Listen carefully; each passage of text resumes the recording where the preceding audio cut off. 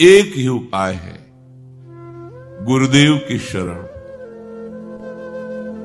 जैसे हित हरिवंश विचारिके, मनुज देह गुरु चरण गए।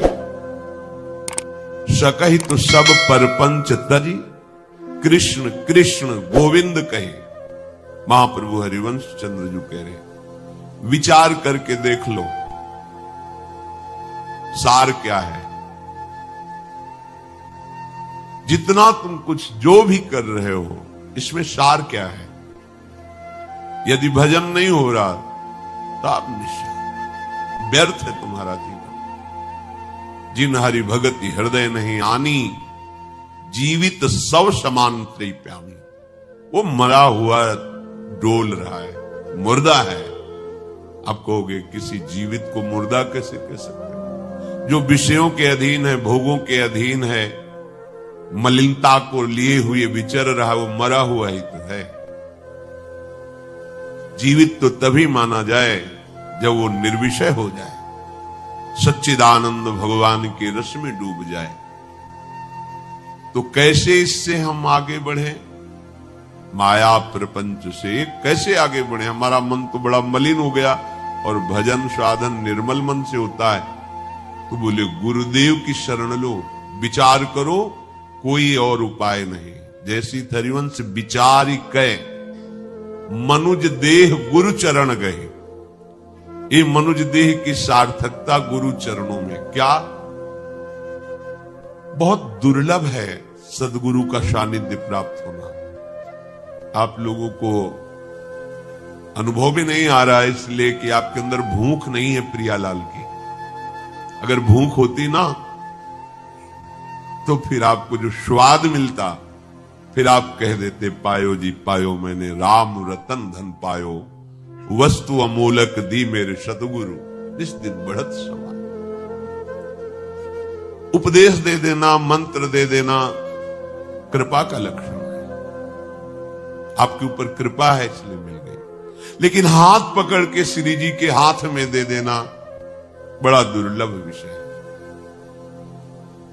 ये एक सदगुरु भगवान ही ऐसी कृपा करते हैं कि अपने जैसे अधमों को उपदेश, मंत्र, नाम और शासन और दुलार,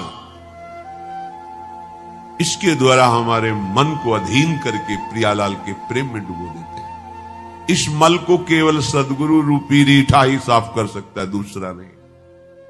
हरि आपको डांटेंगे नहीं। हरि तो बोल दिए, अवश्य में वो भोक्तव्यम कृतम कर्म शुभाशुभम, जो तुम करोगे भोगोगे। लेकिन सदगुरु ऐसा नहीं, करो तुम भोगेंगे हम, चिंता मत करो। ये बात कहीं नहीं मिलेगी। तिहारे आगले पाछले अपराध हरिवंश खेवी। महाप्रभु हरिवंश गुरु है। गुरु हरिवंश क्या कह रहे? तिहारे आगले पाछले अपराध हरिवंश खेवी। ऐ शरणागत, तू चिंता मत कर, चिंतन कर मेरी प्रियाजू का। अगर भूल चूक से अपराध बन जाएंगे, मैं उसे भोगूंगा। तुम चलो श्री जी के पास। ये त्रिभुवन में ऐसा दयालु कोई नहीं गुरुदेव जैसा। वो हमारे क्षुद्र दोषों को ना देख करके अपनी कृपा से हमें वो महान रस देते हैं जो किसी साधना से नहीं मिलता है। अगर गुरु सानिध्य मिल गया है तो प्रमाद मत करना कभी। बहुत बढ़िया अवसर मिला है, निकल जाओ। आपको विशेष साधना नहीं करनी पड़ेगी। नौका में बैठे हो, हिलो डुलो मत, उसका बैलेंस मत बिगाड़ो। यद्यपि डूबेगी नहीं, अविनाशी नौका है, पर तुम भयभीत हो जाओगे, तुम परेशान हो जाओगे। नाविक बड़ा खिलाड़ी है, उसको कोई परेशानी होने वाली नहीं। नाव सच्चिदानंदमय, वो डूबेगी नहीं, तुम परेशान हो जाओगे। नाव में बैठे बैठे तुम घबरा जाओगे, तुम भयभीत हो जाओगे, तुम अशांत हो जाओगे। अपने हृदय में एक बात ठान लो। देखो, जीवन तो लोग तुच्छ चीजों में दे देते हैं। पता नहीं कैसा तुम्हारा व्यापार है, कैसा तुम्हारा बुद्धि का विचार है। एक साधारण संबंधों में अपने जीवन को न्यौछावर कर देते हो आप। पति पुत्र परिवार नाना प्रकार के एक एक में अपने जीवन को न्यौछावर कर देते हो। प्रियालाल की शरण में आने पे तुम्हें डर क्यों लग रहा है? वो तो निर्भय है।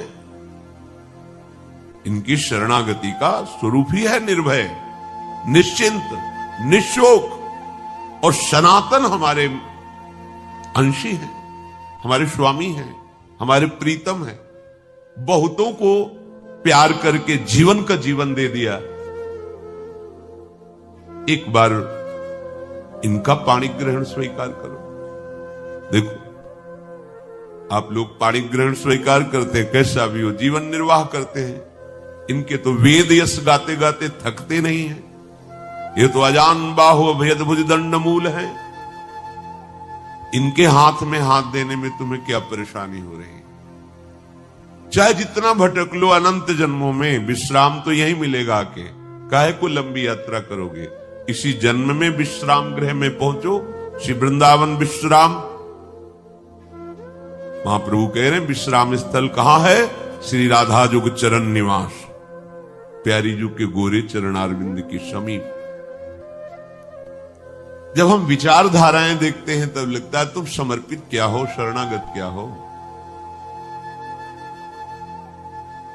हम श्री जी के आश्रित होने के लिए व्याकुल हैं, श्री जी से मिलने के लिए व्याकुल हैं। ये तो बहुत अच्छी स्थिति होती है।